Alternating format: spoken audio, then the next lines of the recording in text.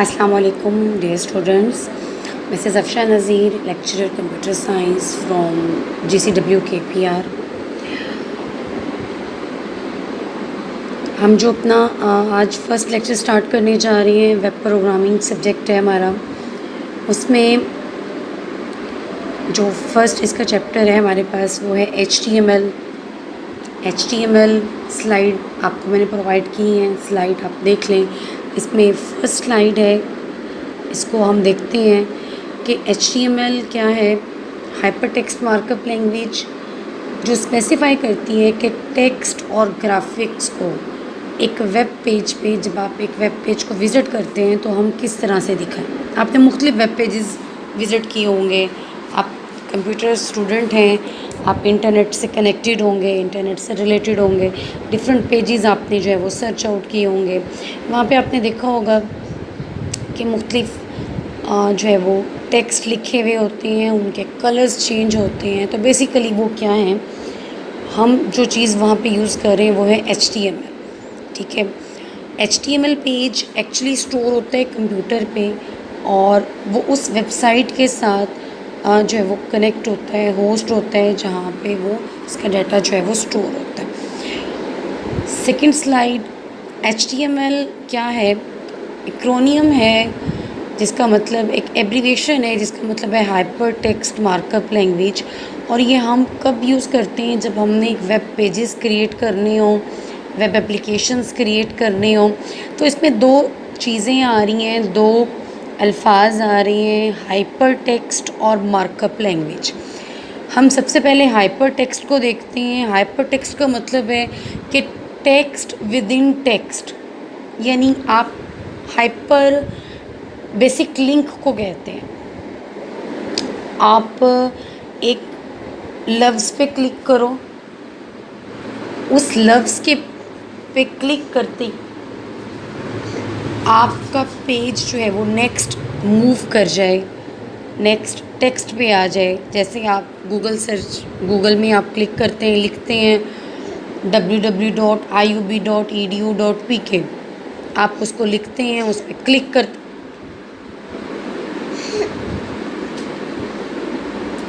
उस पर क्लिक करते हैं तो फिर क्या होता है कि वो आपको और पेज पे लेके जाता है जहाँ पे IUB की वेबसाइट होती है। ठीक है, इसका मतलब हाइपर टेक्स्ट एक ऐसा तरीका है जो एक या दो पेजेस को आपस में लिंक करता है। अब मार्कअप लैंग्वेज क्या है, ऐसी लैंग्वेज जो कुछ लेआउट यूज़ करती है, कुछ फॉर्मेट यूज़ करती है, कुछ टेबल्स, कुछ लिंक्स यूज़ करती है। अब वेब पेज हम बार बार यूज़ कर रहे हैं, तो वेब पेज क्या है। वेब पेज एक ऐसा डॉक्यूमेंट है जो HTML में लिखा जाता है और उसको ब्राउज़र पे, वेब ब्राउज़र पे जो है वो ट्रांसलेट किया जाता है।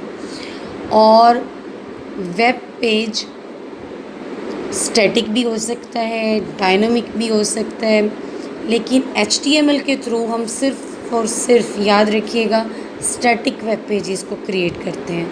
स्टैटिक वेब पेज जिसमें हमारा सारा काम हम खुद ही जो है वो उसको लिख रहे हैं नोटपैड पे, ब्राउज़र के साथ उसको जो है वो जस्ट कनेक्ट कर रहे हैं, जो है वो सेव कर रहे हैं।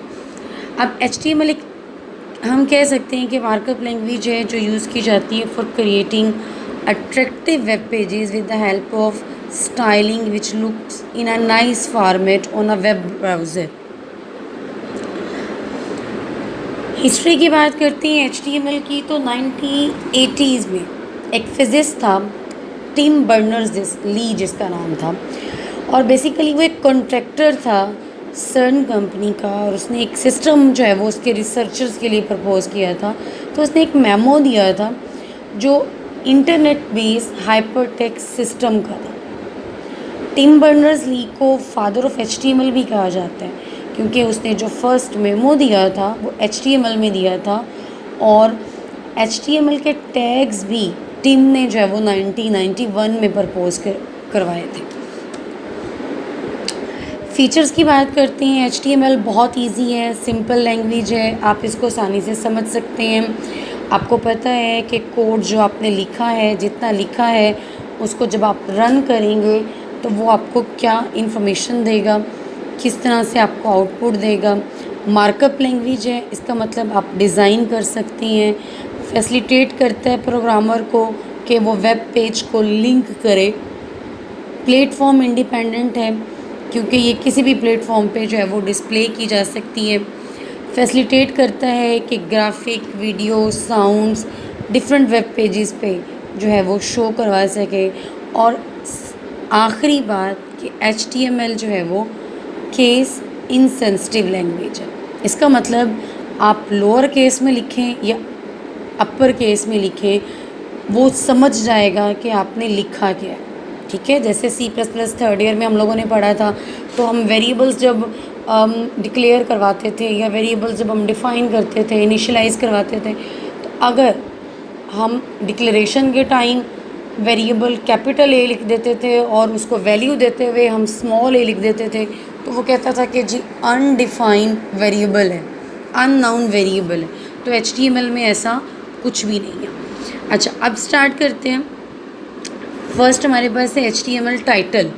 टाइटल बेसिकली आप कह सकते हैं कि टाइटल हमारे पास जैसे बुक का टाइटल होता है, बुक का नेम होता है, तो top bar of a web browser होता है। जैसे आपने कोई भी फाइल ओपन की हुई है तो उस के टॉप बार पे जो नाम दिया हुआ होता है, उस नाम को हम क्या कहते हैं, टाइटल कहते हैं।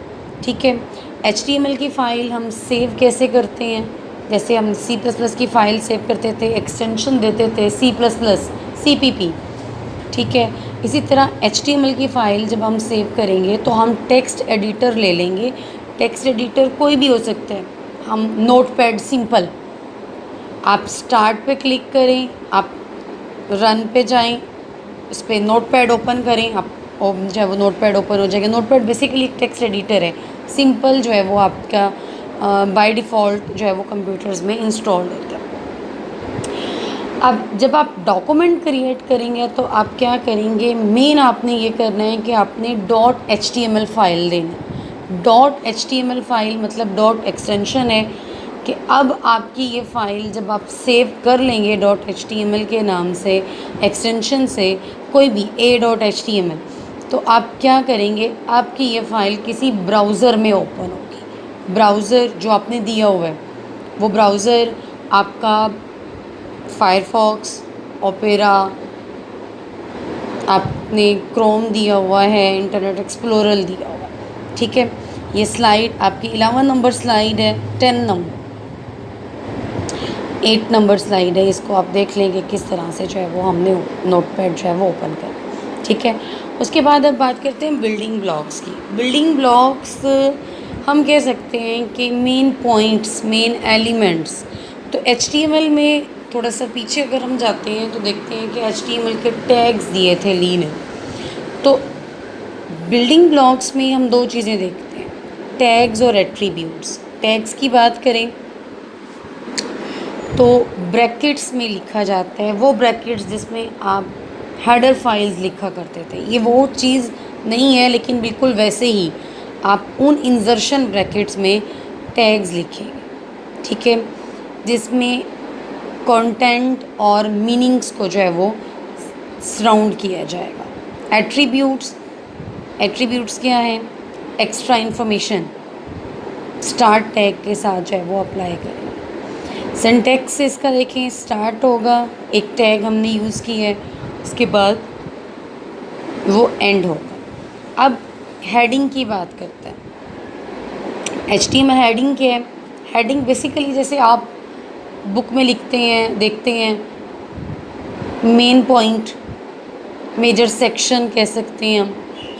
ठीक है, तो हेडिंग में हमारे पास जो है वो HTML हमें 6 तक जो है वो लेवल देता है।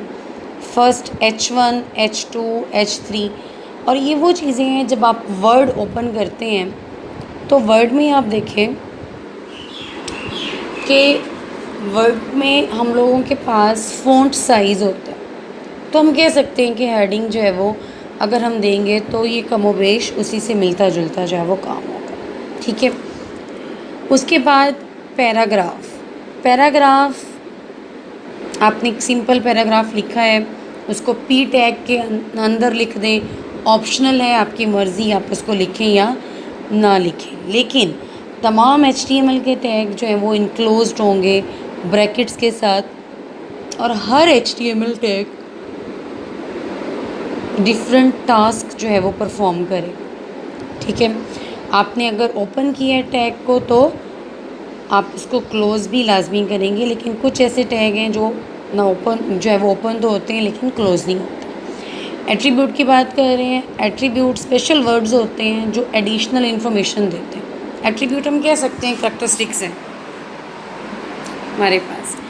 अब हर एलिमेंट या टैग के कुछ एट्रीब्यूट्स होते हैं जो उसका बिहेवियर शो करवाते हैं। एट्रीब्यूट हमारे पास नेम और उसका वैल्यू, आप मल्टीपल एट्रीब्यूट जो है वो ऐड कर सकते हैं एक इसमें। प्रीफॉर्मेटिंग टेक्स्ट हमारे पास नेक्स्ट है।